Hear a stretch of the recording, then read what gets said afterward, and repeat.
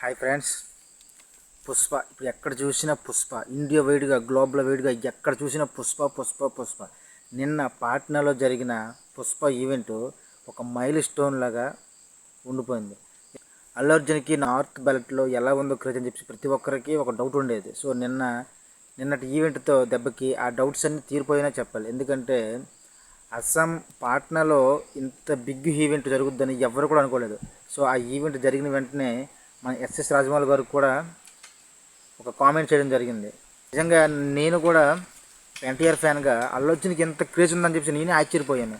ఈ అమ్మ 2 లక్షల మంది పైగా జనాభా వచ్చారంటే మామూలు విషయం కాదు.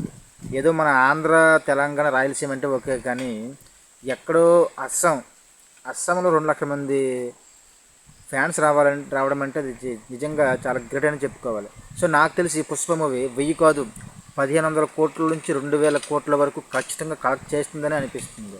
సో మరి మీకేమనిపిస్తుందో కామెంట్ చేయండి. అలానే ఈ వీడియో నచ్చితే లైక్ చేసి మన ఛానల్కి సబ్స్క్రైబ్ చేసుకోండి.